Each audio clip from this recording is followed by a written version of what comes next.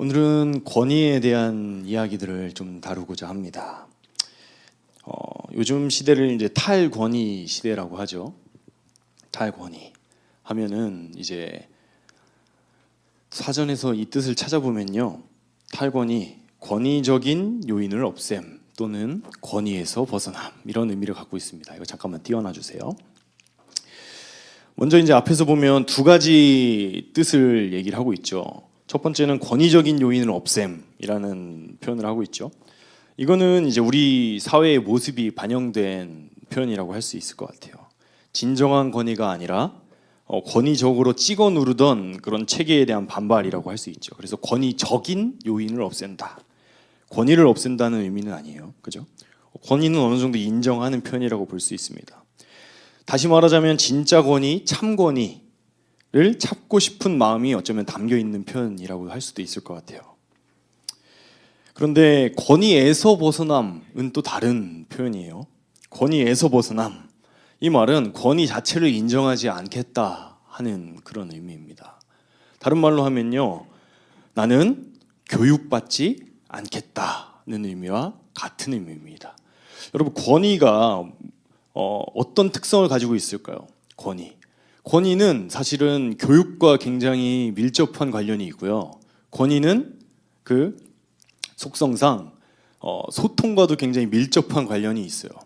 참 권위는 참 교육으로 이어지고요, 참 권위는 참 소통으로 이어지는데, 이제 오늘 그래서 우리가 교육에 대해서 한번 좀 생각을 해보려고 해요. 자, 권위에서 벗어남, 나는 교육받지 않겠다. 그 결과가 지금 우리들이 경험하는 이 시대 속에서 이제 나타나고 있잖아요. 우리들이 심심치 않게 뉴스나 매체들을 통해서 보게 되는 그런 초등학교의 그런 교권이 무너졌고, 선생님들에 대한 그런 어떤 인정이 전혀 없고, 학부모들은 우리 아이가 대학에 잘 가기만 하면 되기 때문에 학교에서 배우는 수업들은 다 선행학습 때 배운 거니까 우리 아이가 자도 그냥 두세요 하는 그런 시대 속에, 배우지 않으려는 그런 시대 속에 이제 살고 있다는 것이죠. 그런데 이제 오 도노반이라는 기독교 철학자가요, 이런 시대에 권위에 대해서 한번 좀 잘 이야기를 해준 것이 있습니다. 네. 권위란 특정 상황의 현실을 비추어 우리가 어떻게 행동해야 하는지에 대한 구체적인 지침이다. 권위란 무엇이라고요? 다 너무 길어서 무슨 말인지 어려우시면요, 권위란 행동 지침이다라는 거예요. 권위는 행동 지침이에요.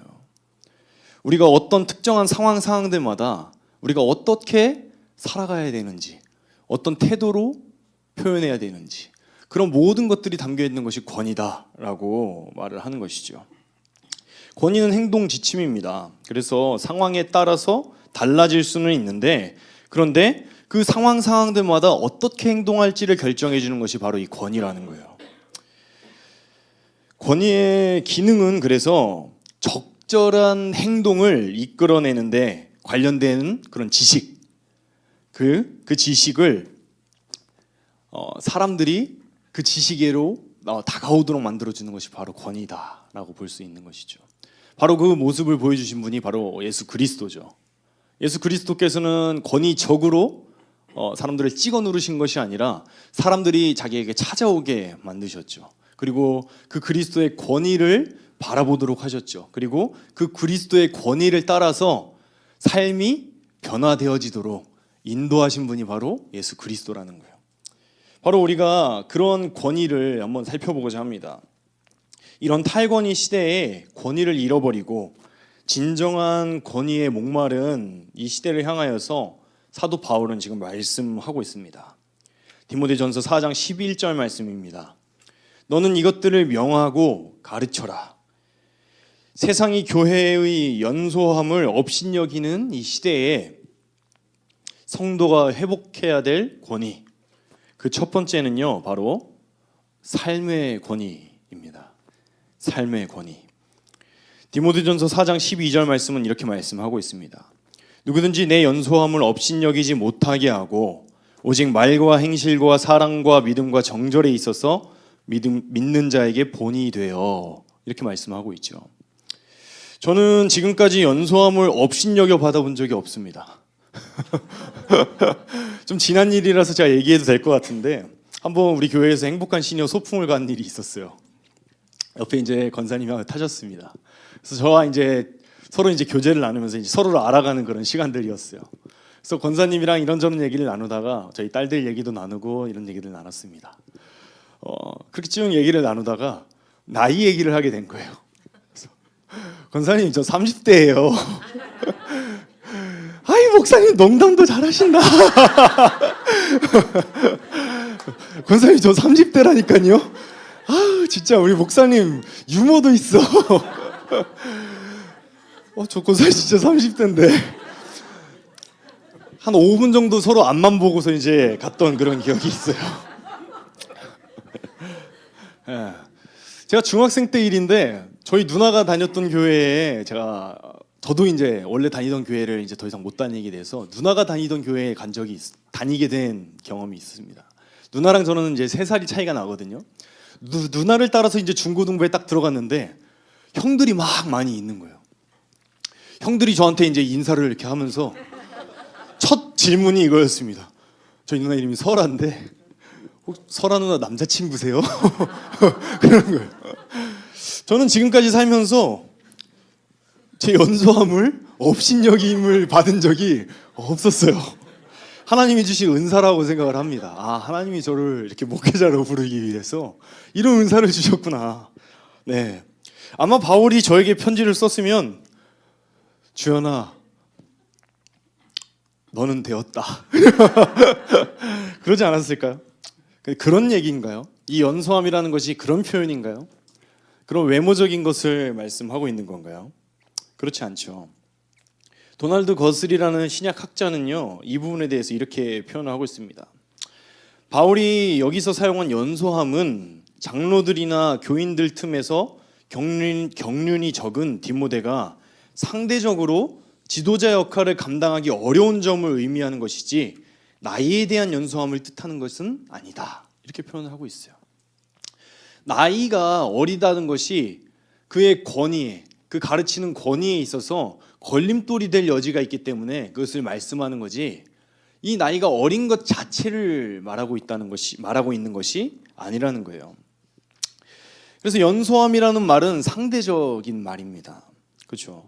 누군가 나보다 더 연장자가 나타나면 나는 연소한 사람이 되는 거예요. 자, 그렇게 우리는 모두가 연소한 사람이라고 표현할 수 있습니다. 그래서 그런지 오늘 다들 어려 보이십니다. 네. 바울이 걱정했던 것은요, 연소함으로 인해서 권위를 인정받지 못하는 그런 상황이었던 거예요. 바울은 이런 상황을 방지하고자 디모데에게 지금 요구하고 있습니다. 너무나 다행히도요, 바울은 디모데에게 특별한 그런 권위를 갖춤으로 인정받으라고 말씀하고 있지 않아요. 그 특별한 권위라는 것은요, 바울이 나왔던 그런 대학, 가말리엘의 문화생이 되어서 거기서 좀 배우고 와라. 우리나라로 얘기하면은 최고의 학문이니까 우리나라 최고의 대학인 서울대. 너 서울대에 들어가서 권위를 좀 갖추고 와라. 옥스브리지 가가지고 외국에 유학 가가지고 거기서 좀 학위 좀 따와라. 이런 요구를 지금 바울이 하고 있지 않다는 거예요. 너무나 다행이죠. 바울이 지금 디모데에게 요구하고 있는 것은요, 아주 기본적인 인격의 소양에 대해서 말씀하고 있는 거예요. 말과 행실과 사랑과 믿음과 정절에 있어서 본이 되라는 것이죠. 세상의 방법에 따라서 높은 자리를 쟁취하여서 그것을 얻어내서 그런 학위를 얻고 그렇게 권위를 지켜내라라고 말씀하지 않습니다. 저는 유초등부 아이들과 잘 지내는 편입니다. 아니 벌써 이게 권위적이죠? 아이들이 저랑 잘 지내주는 편입니다. 네. 가끔 기회가 되면요, 아이들한테 물어봐요. 그럼 아이들이 이제 솔직한 얘기들을 해줄 때가 있거든요. 그때 듣는 대답은 여러 가지 다양한 대답들을 합니다. 그런데요, 그 대답은 한 가지로 귀결이 되는데요, 그것은 제가 권위적이지 않다는 거예요. 아이들에게. 어른들한테는 다를 수도 있어요. 네. 제가 권위적이지 않다라는 그런 표현들로 아이들이 저에게 다가와 줄 때 참 감사하죠. 그런데 그런 태도가 어디에서 나타나는가를 생각을 해보면요, 맨 처음 나타나는 게 바로 말이에요. 말. 아이들이라고 함부로 말하지 않습니다. 그리고 아이들의 의견을요, 경청해요. 그리고 그런 의견들을 굉장히 의미 있게 듣고 그것들에 대해서 성의 있게 답변하려고 애를 씁니다. 그런 태도가요, 어디에 또 이제 나타나게 되냐면요, 어디로 이어지게 되냐면요, 행동으로 이어지죠. 아이들이 제시한 의견들을 현실화하려고 우리 유초등부 안에서 그런 것들을 이루어주기 위해서 굉장히 애를 쓰고, 그리고 아이들과 약속한 것, 사실 아이들이랑 약속한 거 좀 깨기 쉽잖아요. 근데 아이들이랑 약속한 것을 실천하기 위해서 굉장히 애를 씁니다. 때때로는 아이들에게 그렇게 실수한 것들이 있으면요, 고개 숙여서 사과를 정중하게 합니다. 이런 모든 노력들은요, 제가 괜찮은 사람이라서 하는 거면 참 좋겠는데요. 그렇기 때문에 하는 것이 결코 아니에요. 하나님께서 제게 다가와 주신 그 권위가 바로 그랬기 때문에 그렇게 실천을 해보는 것입니다. 하나님의 그 사랑과 그리스도의 믿음과 성령의 정절이 제 안에서 그렇게 하시도록, 그렇게 하도록 저에게 요구하시기 때문에 그렇게 해보려고 애를 쓰는 거예요. 아이들을 만나러 갈 때 그것을 마음에 새기고 올라갑니다. 그리고 그렇게 하기 위해서 애를 쓰는 것이죠. 그것이 사랑과 믿음과 정절이 담긴 말과 행동인 것이죠. 디모데가 지금 요구하는 것은 바로, 디모데에게 요구하는 것은 바로 이것이죠. 신비롭게도 이렇게 애를 쓰고 그렇게 아이들에게 다가갈 때요, 아이들이요 보여주는 반응이 있습니다. 그것은 무엇이냐면요, 자신의 권위를 저에게 넘겨주는 거예요. 권위를 이양해 주는 것이죠.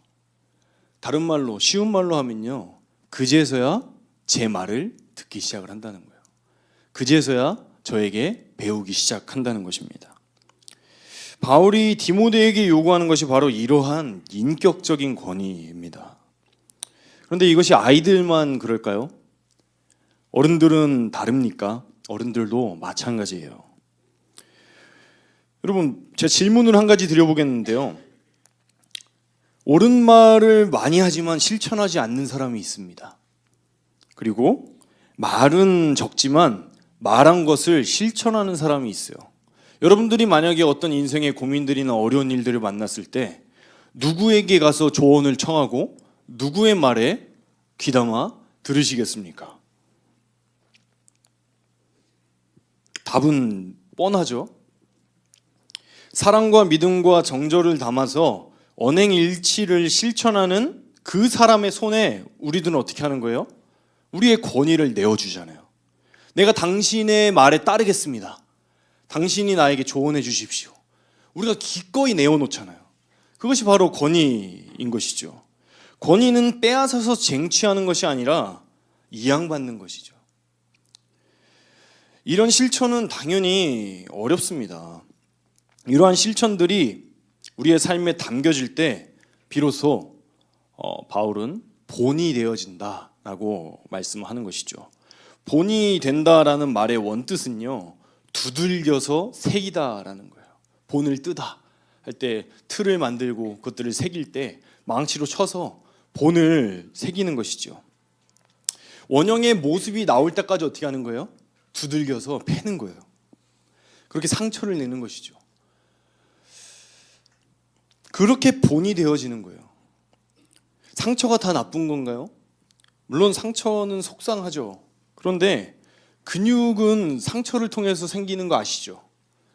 쇠질을 막 열심히 해가지고 근육에 상처가 나야 근육이 커진다고 그러잖아요. 그죠? 근육이 찢어져야 근육이 커진다는 거예요. 자녀들이 클 때는 어떻습니까? 성장통이라는 것이 있죠. 마디마디 뼈마디가 찢어지고 관절이 다 아픈 그런 통증들, 그거를 겪어내야 어떻게 되는 거예요? 키가 크는 거죠. 그렇게 상처가 오히려 아물면서 자라가게 되는 것이죠. 본이 되는 것은요, 바로 이러한 길을 가는 거예요. 본이 되는 길은요, 그냥 말로 되어지지 않습니다. 하나님의 말씀을 따라서요, 말과 행실, 말을 하나님의 말씀을 담아서 하는 것과 하나님의 말씀을 담아서 행동을 하는 것뿐만 아니라 이 말과 행실이 일치하는 것, 언행일치, 그리고 사랑과 믿음과 정절을 담은 그런 말과 행동을 하는 것, 그것을 실천함으로써 나의 뼈를 깎는 그런 노력들을 그간에 담아낼 때 우리는 참된 본이신 예수 그리스도의 모습을 닮은 그런 모습으로 자라가게 되는 것이죠. 이것이 바로 본이 되는 것입니다. 이렇게 우리가 우리의 영혼의 본을 새겨갈 때 그때 바로 우리의 삶의 권위가 회복되어질 줄로 믿습니다. 권위를 잃어버린 교회의 성도가 회복해야 될 권위, 두 번째 권위가 있습니다. 그것은 바로 영적 권위입니다. 영적 권위. 네. 디모데전서 4장 13절 말씀에 보면요, 이렇게 말씀하고 있습니다. 우리 같이 한번 읽어볼까요? 시작.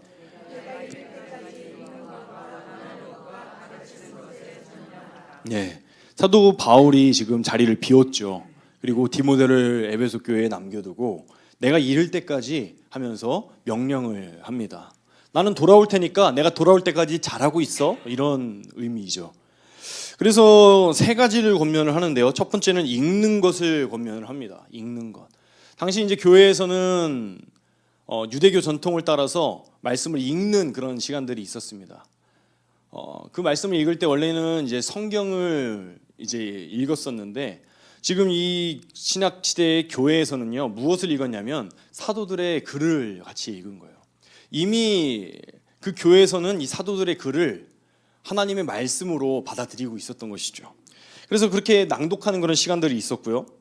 그리고 권하는 것과 가르치는 것에 전념하라라고 권면을 하고 있는 것이죠. 권하는 것과 가르치는 것, 권하는 것은요, 삶의 태도와 관련된 부분이라고 할 수 있을 것 같아요. 우리가 흔히 얘기하는 권면, 이런 의미를 좀 담아내고 있습니다. 습관, 태도, 신앙을 가진 사람의 기본적인 모습들을 상담과 권면을 통해서 교정해 주는 것을 의미하는 거예요. 가르치는 것은요, 말 그대로 하나님의 말씀에 대한 교리들을 잘 정리해서 가르쳐 주는 것이죠. 신앙 지식은 삶의 태도와 연결이 되기 때문에 이 두 가지는 뗄래야 뗄 수 없는 그런 불가분의 관계에 있습니다. 문제는 뭐냐면요, 문제는 이 일들이 너무도 힘든 일이라는 거예요. 오히려 올바른 교리를 가르쳐서 알도록 하는 것은요, 쉬운 일일지도 몰라요. 물론 이것도 굉장히 어렵습니다. 교리를 올바르게 알고 그것을 올바르게 전하는 것은 굉장히 어려운 일이거든요. 그러나 비교해 봤을 때는 훨씬 쉽다고 생각이 들어요. 바르게 배운 신앙을 통해서 누군가의 잘못된 그런 습관, 태도, 그것들을 알려주고 고치도록 교정하는 그런 일들, 돕는 일들, 얼마나 어렵습니까? 어떤 신앙인으로서의 모습들이 보여지지 않을 때 그것에 대해서 말해주는 것, 그거 굉장히 어려운 일이잖아요. 여러분들 그런 일들 하십니까? 안 하시죠. 왜 안 하는지는 우리는 알고 있습니다. 첫 번째는 뭐예요? 내가 누구라고 그런 얘기를 그렇죠. 그런 마음이 제일 큰 마음이죠. 두 번째는 뭐죠? 내가 이렇게 얘기했다가 상처받으면 어떡하지 하는 그런 배려가 담긴 그런 마음들이죠. 그럼 굉장히 귀한 마음들입니다. 그러나 언젠가는 누군가는 한 번은 하나님의 말씀을 온전히 직면하도록 해줘야 될 그런 역할을 해야 된다는 거예요. 그 사람이 평생 그렇게 살 수는 없는 거잖아요. 그러면 그런 일은 누가 하는 거예요? 목사만 하면 돼요? 맨날 목사만 마음 힘들고 목사만 욕먹고 그러면 되는 거예요? 아니잖아요. 우리가 서로서로의 믿음의 그 신뢰관계 속에서 그런 일들을 이제 해야 되는 것이죠. 상처받을까, 관계가 끊어질까, 노심초사하면서 전전긍긍하면서 얼마나 고민했던 그런 경험들 우리가 다 있었을 줄 압니다. 배려하며 결국 말하지 못하고 또 알려주지 못했던 일들 얼마나 많습니까? 그런데 바울은 그러한 상황들 속에서 그 문제를 이렇게 해결하라고 말합니다. 전념하라 라고 말하는 것이죠. 전념하라. 전념하라, 이 말의 뜻은요, 마음을 쏟는다는 뜻이에요. 마음을 쏟는다. 권하고 가르치는 일을 함에 있어서요, 마음을 쏟아서 하라는 거예요. 마음을 쏟아서. 내가 나의 의를 드러내기 위해서 지적질하고 나의 배움을 자랑하기 위해서 다른 사람의 잘못을 지적하고 그런 일들을 하는 것이 아니라 마음을 쏟아서 정말 저 사람의 영혼을 위해서 가르쳐주고 권면하는 일을 하라라고 말씀을 하는 것이죠. 저도 사역을 하다 보면서 해오면서 부득이하게 이런 말하기 어려운 말들을 해야 하는 순간들이 몇 번 있었어요. 많지는 않았습니다. 때때로는 제 말로 인해서요, 상처받은 그 성도님을 위로하느냐고 애먹었던 적도 있었어요. 그거는 이제 저의 부족함이었죠. 그리고 때때로는요, 권면을 듣고 그것을 삶으로 살아내기 위해서 씨름하시는 그런 성도님도 계셨습니다.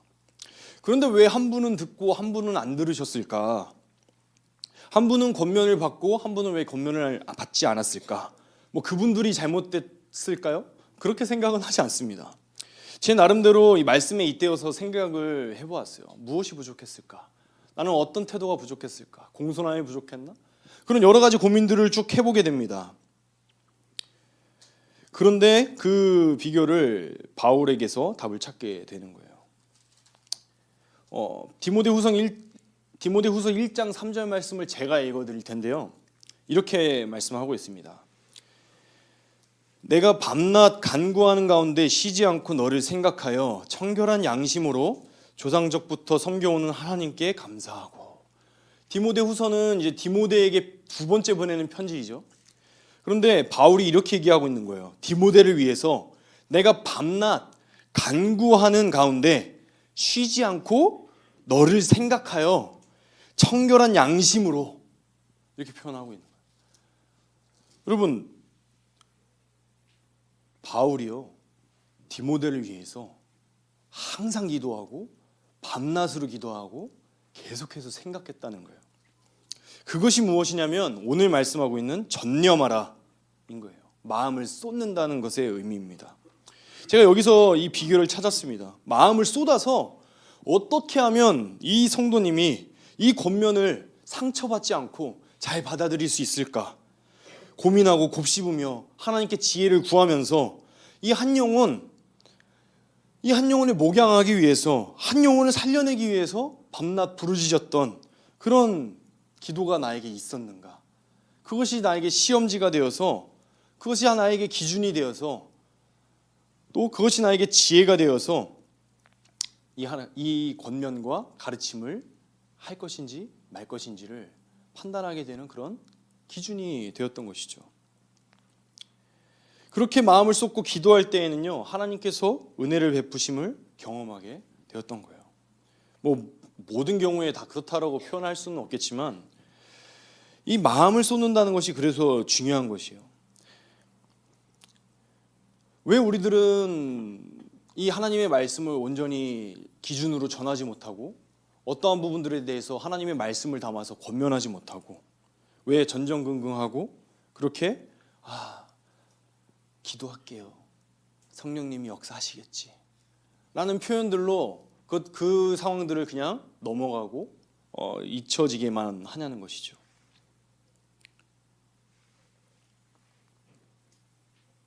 권면할 말씀들은 눈에 보이지만 전념하여서 우리가 마음을 쏟아서 그 한 영혼을 위해서 기도하고 생각하고 고민하지 않았기 때문 아닐까요?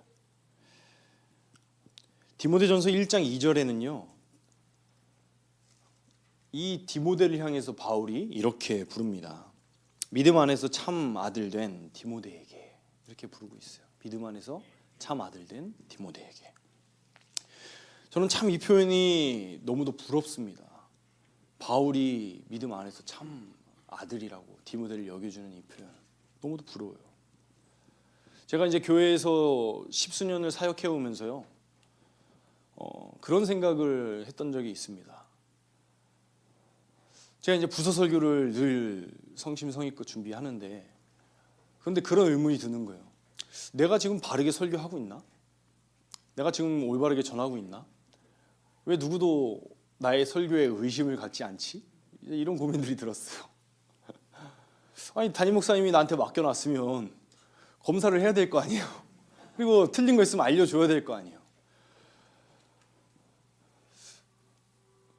수요일날 설교하면요, 목요일날 담임 목사님을 만납니다. 제가 꿈꾸던 교회예요. 그래서 때때로는 그 설교 피드백이 마음이 힘들 때도 있어요. 힘들죠, 당연히. 제 자식 같은 설교인데 내 나름대로 그렇게 제 뒷담이 담긴 설교인데 부족함이 많지만 그래요. 그런데 그렇게 이제 서로 피드백을 해주시면서 그렇게 나눠가는 그런 관계들, 그렇게 서로 그런 것들 주고받을 수 있는 그런 신뢰 관계가 되어가는 것, 그것이 교회를 이루어가는 거잖아요. 성도님들 간에는 어떻습니까? 그런 믿음의 관계 언제 경험해 보셨어요? 정말 믿음의 언니 오빠라고 얘기하면 안 되죠. 순장님, 집사님, 권사님, 우리 이런 표현들 써야 되죠. 교회 안에서 질서를 위해서. 네.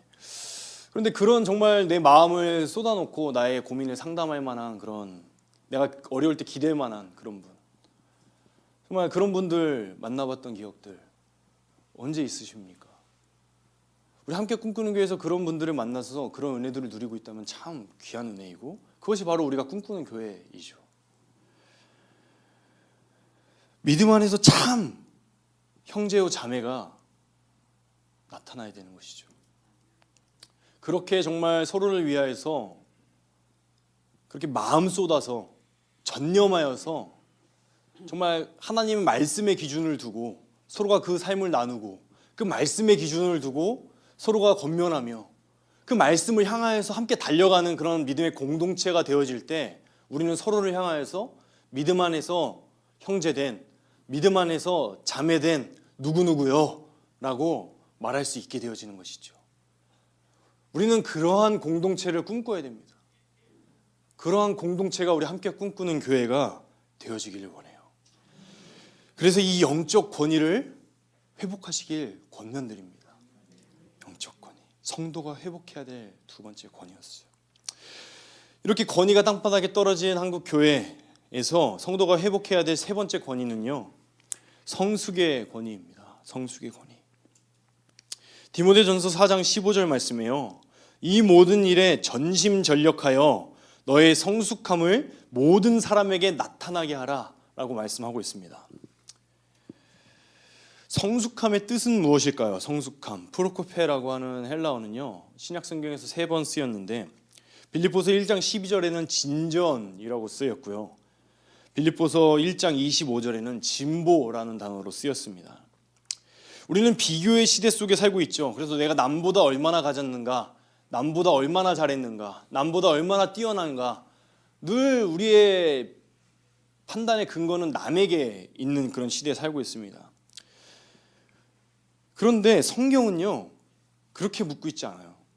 성경이 우리에게 질문하는 것은 이렇게 질문하고 있습니다. 이전보다 얼마나 나아졌는가, 이렇게 질문하고 있는 거예요. 그것이 바로 진보, 그것이 진전, 성숙에 담겨진 의미입니다. 하나님을 만나서 나의 삶이 과연 하나님을 만나기 전과 하나님을 만난 후에 얼마나 달라졌는가. 여러분, 달란트 비유를 기억하시죠? 너무 유명하고 쉬운 비유라 다 아시리라 생각이 듭니다. 저는 왜 난 5달란트가 아니지? 하나님 목회자 시키려면 5달란트 주셔야 되는 거 아니에요? 그렇게 생각했던 적도 있었습니다. 그러면서 왜 난 1달란트지? 이런 건방진 생각을 했던 적도 있었어요. 한 달란트가 얼마나 어마어마한 것인지 여러분 아시죠? 제가 그 의미를 깨달으면서 와, 내가 한 달란트라고 얘기한 것도 참 진짜 난 100데나리온은 될까? 그런 마음이 들어요. 얼마나 교만한지 하여튼 그런 생각들을 했었는데 저도 다른 사람들과의 비교 속에서 이제 있었던 거예요. 보면은 정말 뛰어나신 분들, 탁월하신 분들, 그냥 입술을 열면 청산유수같이 말씀이 막 흘러나오시는 분들, 와, 정말 사람들의 마음을 감화시키고 감동시켜서 그 말씀에 막 은혜를 끼치는 그런 목회자들 보면 그냥 시킬 거면 나도 좀 저렇게 좀 부지, 그런 마음들이 많이 있었다는 거예요. 그런데 여러분, 제가 비결을 깨달았습니다. 이건 비밀인데 아주 큰 비밀을 깨달았어요. 달란트 비율을 묵상하면서. 여러분, 5달란트를 받은 사람은 몇 달란트 남겨야 되는지 아십니까? 5달란트 남겨야 돼요. 2달란트 받은 사람은 몇 달란트 남기면 되는지 아십니까? 2달란트 남기면 돼요. 1달란트 받은 사람은요, 1달란트 남기면 돼요.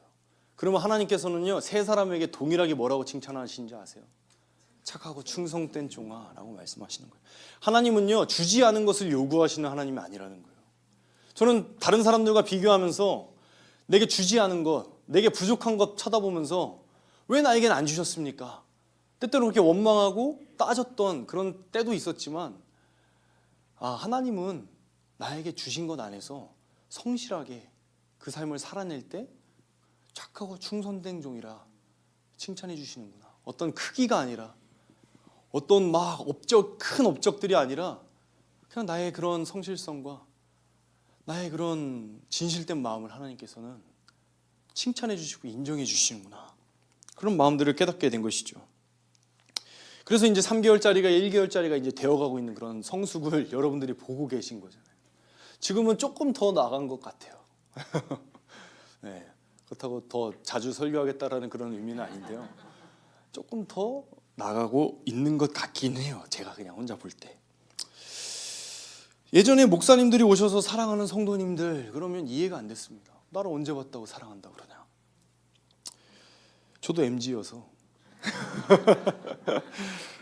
그런데 지금은 그 말도 이해가 돼요.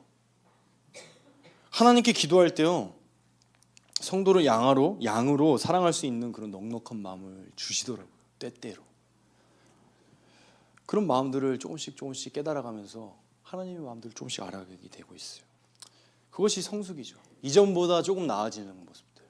왜 이것들이 중요할까요? 왜 하나님께서는 이러한 성숙을 말씀하실까요? 모든 사람에게 나타내게 하라라고 왜 이 성숙에 대해서 요구하고 계실까요? 우리는 우리의 부족함을 나타내고 증거해야 되기 때문에 그래요. 우리는 우리의 부족함 나타내는 거 싫어하죠. 그렇죠? 우리의 어리석음 나타내는 거 부끄러워하죠. 그런데 그것을 증거할 때 하나님의 도우심이 그 가운데 나타나게 되죠.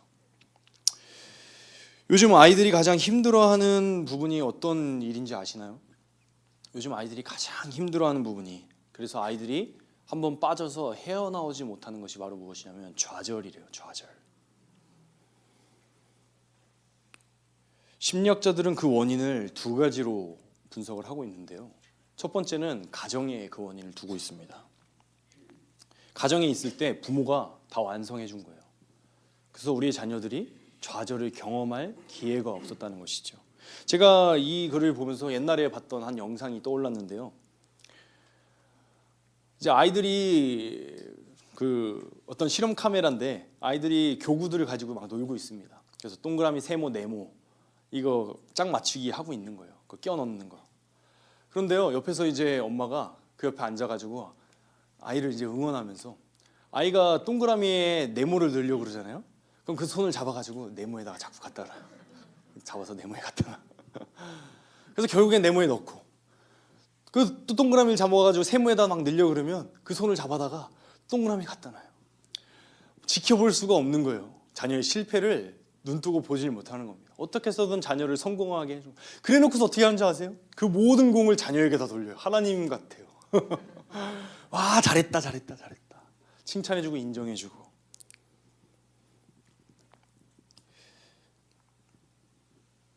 아이들은 실패를 경험하지 못하고 큰 것이죠.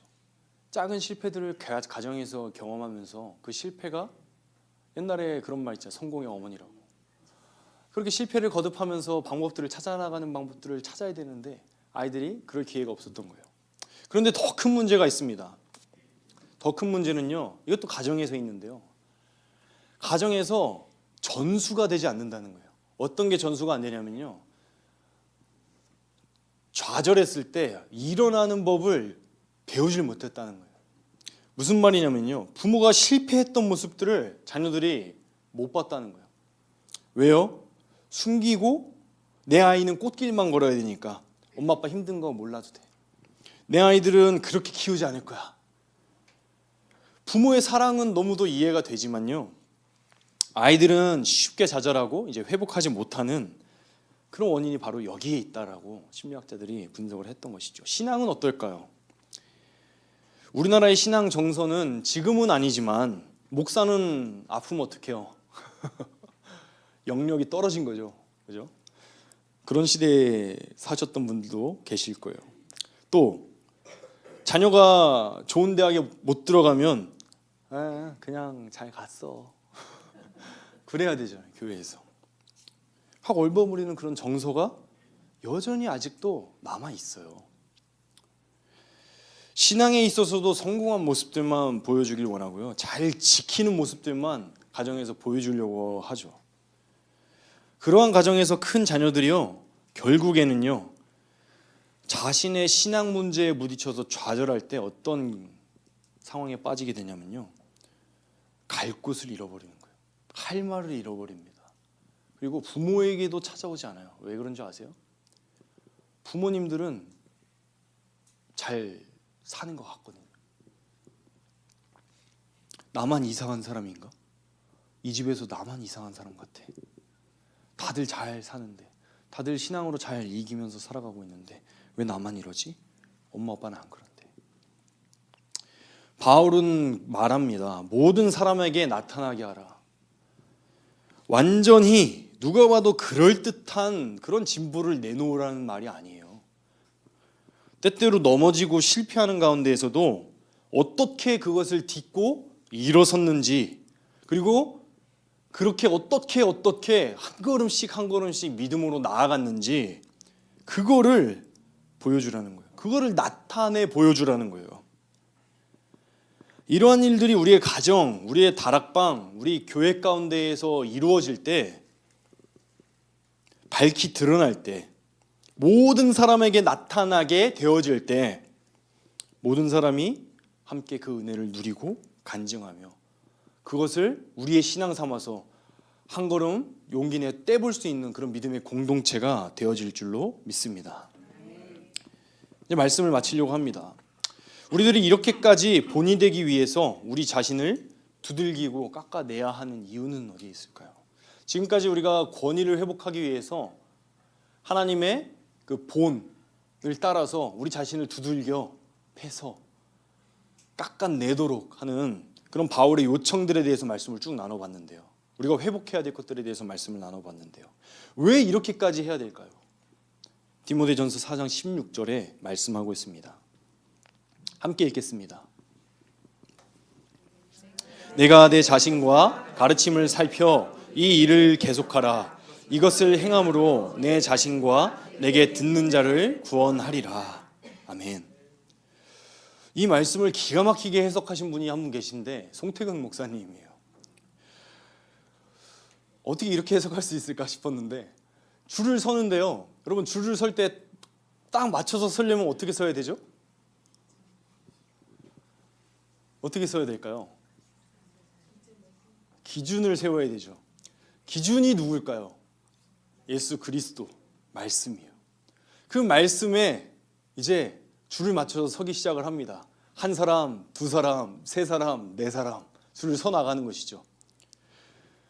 줄 선 사람은 딱 서고서 끝나면 돼요? 어떻게 해야 돼요? 너의 자신과 내가 지금 잘 서 있나? 내 자신을 살펴야죠. 내 자신을. 그리고 무엇을 살펴야 돼요? 기준을 살펴야죠. 가르침, 말씀, 맨 앞에 있는 그 기준, 그것을 살펴서 이 일을 계속해야 된다는 거예요.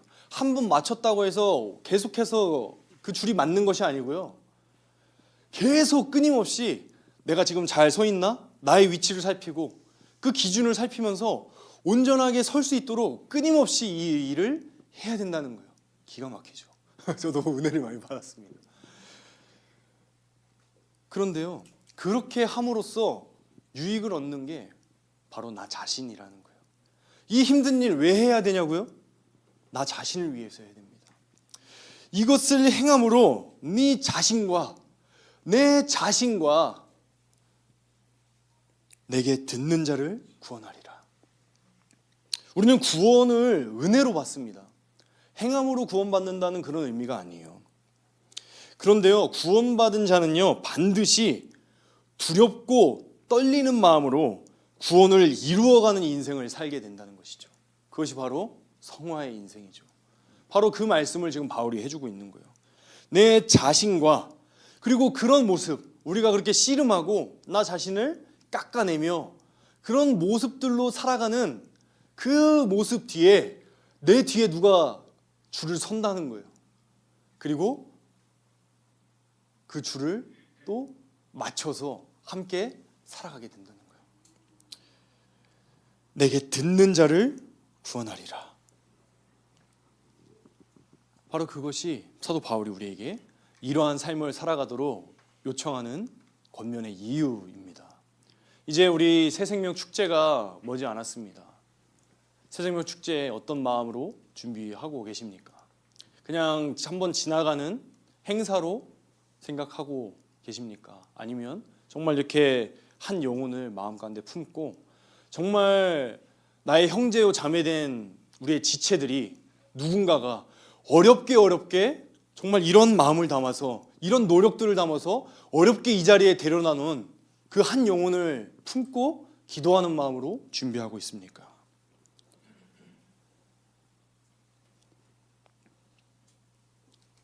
우리는 이 말씀을 기억해야 됩니다.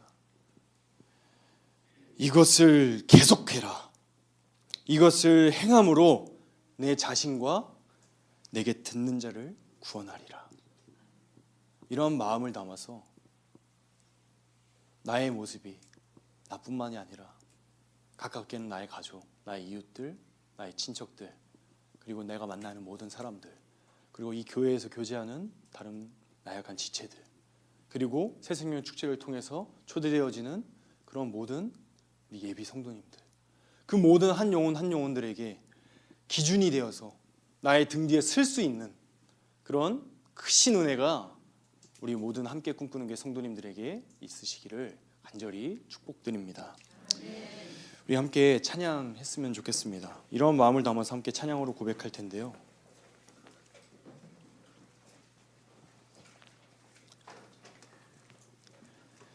선한 능력으로 라는 찬양으로 함께 고백했으면 좋겠습니다. 우리의 기준 되시는 예수 그리스도를 항상 붙들고 그를 닮아가는 그런 삶을, 그에게 본받는 그런 삶을 우리 가운데 살아내길 원합니다. 그러나 그것이 우리의 힘으로 되어지는 일이 아니에요. 하나님이 주시는 은혜로 우리가 그러한 인생을 살아갈 수 있도록 해달라고 그렇게 기도하는 마음을 담아서 함께 선한 능력으로 찬양하겠습니다.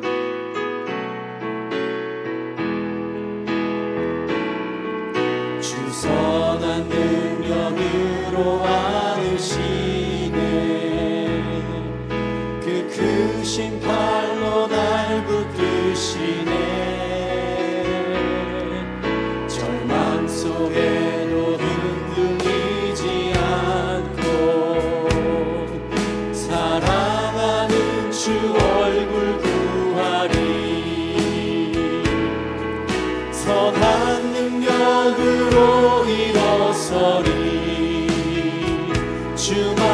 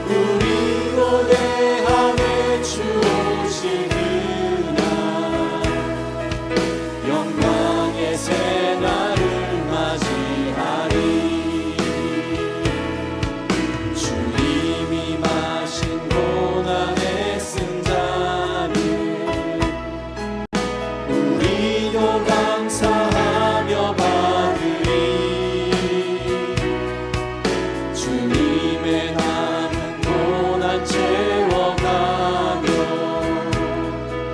예수와 복음 위에 살리라.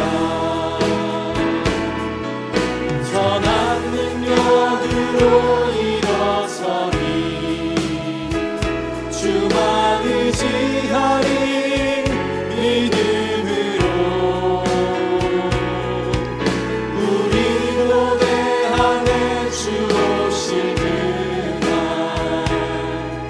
영광의 새날을 맞이하리. 선한 능력으로 일어서리 선한 능력으로 일어서리 주만 의지하리 믿음으로 우리 고뇌 안에 주 오실 그날 영광의 새날을 맞이하리. 누구든지 내 연소함을 업신여기지 못하게 하고 오직 말과 행실과 사랑과 믿음과 정절에 있어서 믿는 자에게 본이 되어 내가 내 자신과 가르침을 살펴 이 일을 계속하라. 이것을 행함으로 내 자신과 내게 듣는 자를 구원하리라. 우리가 예수 그리스도 가신 그 길을 따라간다고 누구든지 나를 따르려거든 자기의 십자가를 지고 따르라고 말씀하신 그 예수님의 말씀을 따라서 우리가 그 길을 따라가지만 우리가 가고 싶은 대로 가고 우리가 지고 싶은 십자가만 졌던 그런 모습들을 발견하게 됩니다. 우리가 이 시간 이 말씀 앞에서 우리의 그런 나약했던 모습들, 어리석었던 모습들 주님 앞에 회개하기 원합니다. 또 우리를 이끄시는 그 하나님을 우리가 의지하며 이 사도 바울의 권면처럼 이 권면을 우리 마음 가운데 새기고 정말 본이 되어지는, 그래서 나 자신과 나에게 듣는 모든 자들을 구원할 수 있는 그런 은혜들을 경험하는 삶이 바로 나의 삶이 되어지길 원합니다.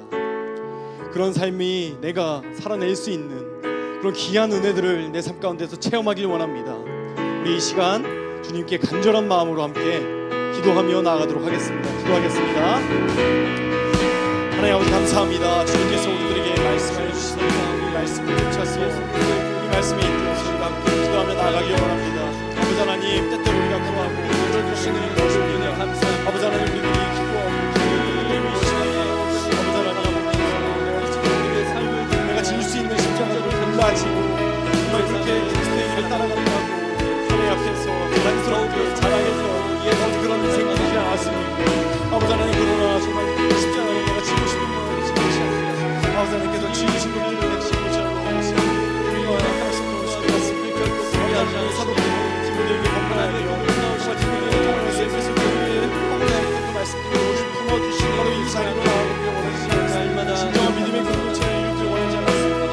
정말 다른 사람들이 정말 믿음으로 세우셔서 나를 통해서 나 자신뿐만 아니라 다른 사람들도 믿음의 자리로 세울 수 있는 그런 은혜들을 정말 사도 바울이 원하며 그 말씀들을 우리에게 주지 않았습니다. 아버지 하나님, 그 말씀이 정말 이 시간 길게 기도하는 가운데 임하길 원하시는 우리의 정말 힘없이 세상을 향하고 우리의 믿음을 타협하기 원하고 우리의 나약함을 숨기기 원하고 급급했던 그런 믿음의 나약함들 주님 용서해 주시옵소서. 정말 그것들이 아니라 정말 아버지 하나님 믿고 의지하는 그런 담대한 마음을 가지고 주 앞에 담대함으로 나아가면서 정말 주님의 은혜를 간절히 사모하면서 주님의 은혜를 신뢰하면서 아버지 하나님께서 베풀어 주신 그 은혜를 믿으면서 정말 그 가운데 정말 마음 가득 품고 다른 성도들을 위해서 나약한 사람들을 위해서 연소한들을 위해서 기도를 나가는 우리들의 삶의 모습들이 정말 그런 피곤한 인생이 바로 우리들의 인생이 되어지기 원합니다. 아버지 하나님, 정말 아버지 하나님, 나의 말과 행실을 그런 담아내기를 원합니다. 정말 그런 인생 될 수 있도록 주님 축복하여 주시옵소서. 우리 계속해서 함께 기도하기 원합니다.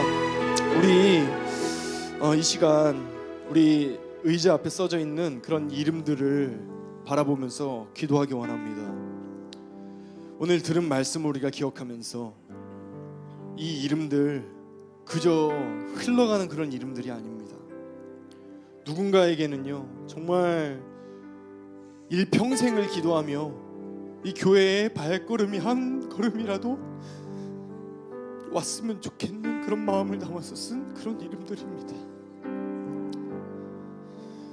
우리가 이 이름 내가 모른다고 하여서 그렇게 허투루 어영부영 생각해서는 안 됩니다. 나의 형제의 고통이 나의 고통이 되고 나의 자매의 기도가 나의 기도가 되어야 될 줄로 믿습니다. 그런 사도 바울의 겉면을 따라서 앞에 쓰여진 이름들, 우리가 볼 수 있는 대로 보여지는 이름들을 한 이름 한 이름 외쳐가며 우리가 마음을 담아서 진심으로 하나님께 부르짖으며 기도했으면 좋겠습니다. 하나님, 이 영혼들이 이 함께 꿈꾸는 교회 이 새생명 축제 가운데 발걸음으로 인도하여 주시옵소서.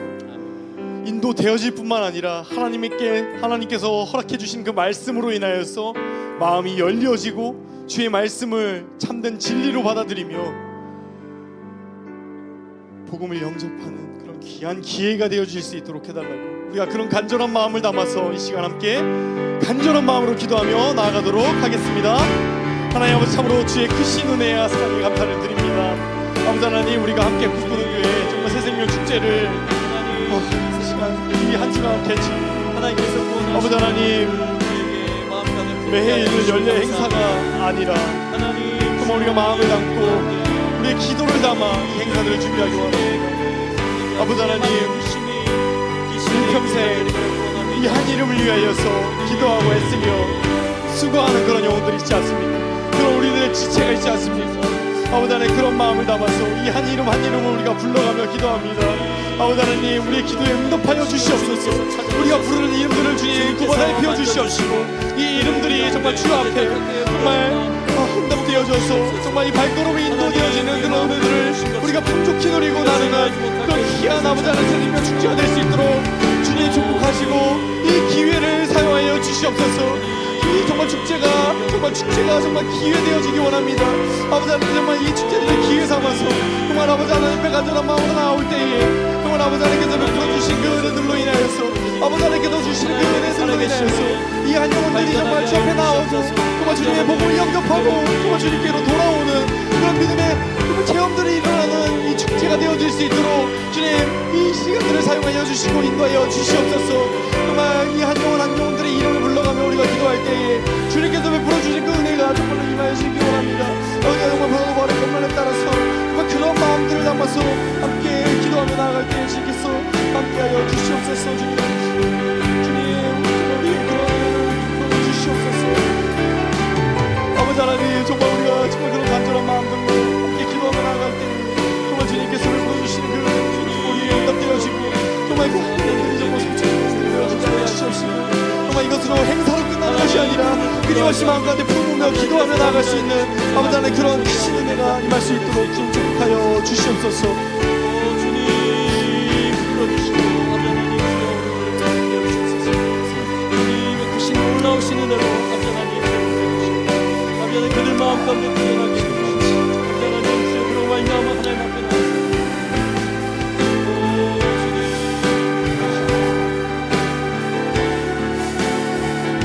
우리 한 가지만 더 기도하도록 하겠습니다.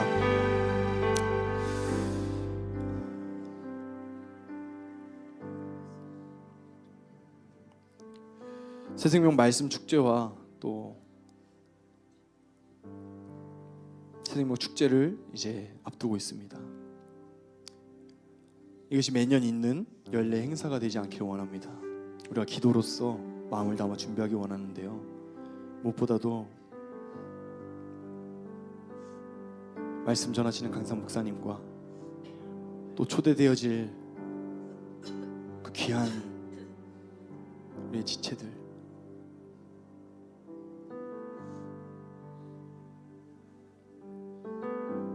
그것을 마음 담아서 기도하고 있는 우리 형제 자매들, 그 모든 것들이 합력하여서 선을 이루는 이 축제의 시간들이 될 수 있도록 해주십시오. 복음의 역사가 일어나고 죽은 자들이 살아나는, 영혼이 회복되어지는 그런 은혜들이 이 축제 가운데에 충만하게 임하여서 정말 하나님의 축제가 되어질 수 있도록 해달라고 우리 간절한 마음으로 함께 기도하며 나아가도록 하겠습니다. 기도하겠습니다. 하나님 아버지 감사합니다. 주님께서 우리에게 주신 은혜를 하나님 그 생각대로 하나님 그냥 회사로 가지 않고 이것 가운데 하나님의 용서가 하나님께서 아버지 하나님의 입술로 하나님의 영원하시옵소서. 하나님의 영으로 정말 하나님의 불순하심하시고 하나님 아버지의 말씀하시고 하나님의 사랑이 나타나는 그런 놀라운 존재가 되길 원하오니 주님 가운데 하늘로 한 사람이 하나님께 알려주셨을 거라보니 하나님의 삶을 그 축제 가운데 일할 수 있도록 하여 주시옵소서. 기도하며 정말 그 축제가 말로한 축제가 아니라 하나님의 영혼의 축제가 되어질 수 있도록 축복하여 주시옵소서. 하나님께서 우리를 위한 축제의 자리가 되어주시면 가슴을 만나는 아버지 하나님 우리가 그를 위해서 마음을 잡아서 기도하므로 준비하기 원합니다. 아버지 하나님 여기에 생각합니다. 정말 그 우리의 마음 담기 아버지 하나님 이렇게 담겨 주시고 죽지 않도록 하나님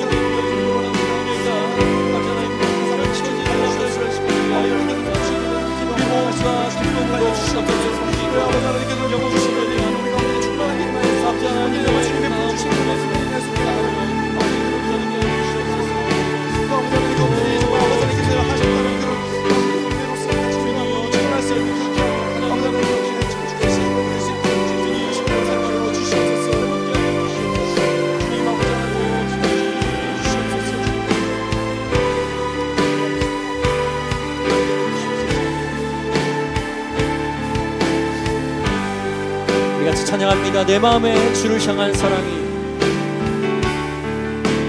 내 마음에 주를 향한 사랑이 나의 말엔 주가 주신 진리로 나의 말엔 주가 주신 진리로 나의 눈에 주의 눈물 채워주소서. 나의 눈에 주의 눈물 채워주소서.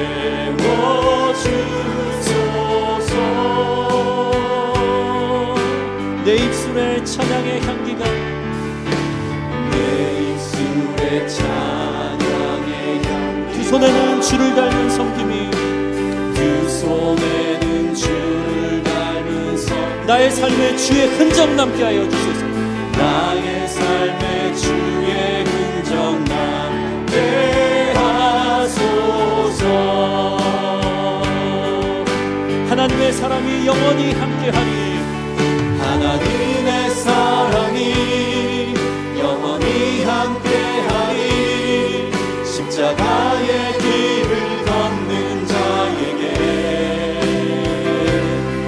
순교자의 삶을 사는 이에게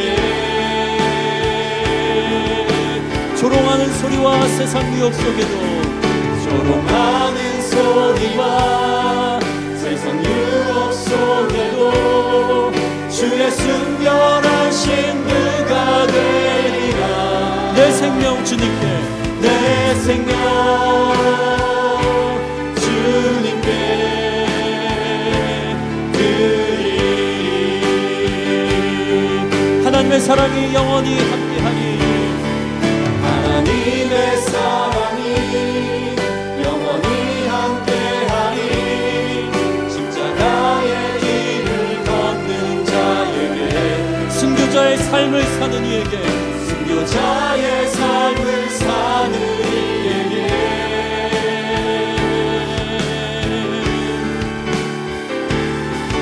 조롱하는 소리와 세상 유혹 속에도 주의 순결한 신부가 되리라. 내 생명 주님께 내 생명 주님께 내 생명 주님께 내 삶을 주님께 내 삶을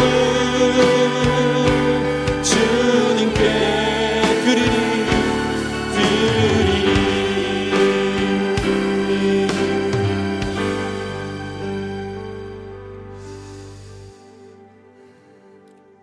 하나님 우리들이 십자가의 길, 순교자의 길을 가겠다 찬양합니다. 이 입술의 고백들이 우리의 마음의 고백이 되어지길 원합니다. 이렇게 고백한 우리들의 믿음 가운데에 하나님이 영원히 우리와 함께 하시고 하나님께서 우리에게 베푸시는 그 은혜들이 경험되어지는 간증되어지는 그런 귀한 삶들이 바로 우리들의 삶이 되어지길 소망합니다.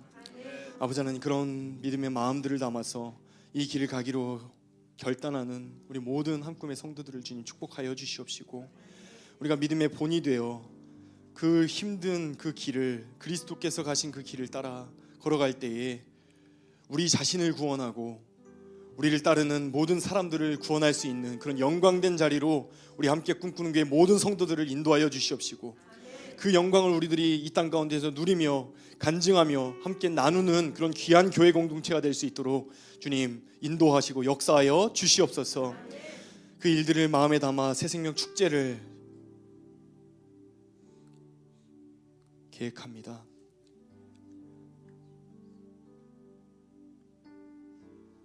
하나님께서 역사하시는 그 말씀의 시간들이 되게 하여 주시옵시고, 처음 듣는 그런 성도들이라고 할지라도, 처음 초대되어서 하나님의 말씀을 듣는 그런 이들이라고 할지라도 그 말씀이 마음 가운데 믿어지고 역사되어져서 그 인생이 해석되어지고 하나님 앞으로 돌아올 수 있는 그런 회복의 은혜들을 더하여 주시옵소서.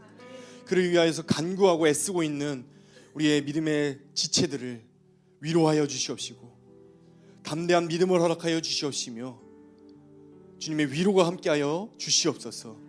우리가 그를 위하여서 사도 바울이 그랬던 것처럼 밤낮으로 마음을 담아 마음을 쏟아 기도하는 그런 믿음의 공동체가 바로 한꿈 공동체가 될 수 있도록 주님 축복하여 주시고 인도하여 주실 줄 믿사오며 사랑 많으신 우리 구주 예수 그리스도의 이름으로 기도했습니다. 아멘. 우리 계속해서 교회의 환우들과 또 기도가 필요하신 분들, 그리고 개인의 기도 제목을 가지고 기도하며 나아가도록 하겠습니다.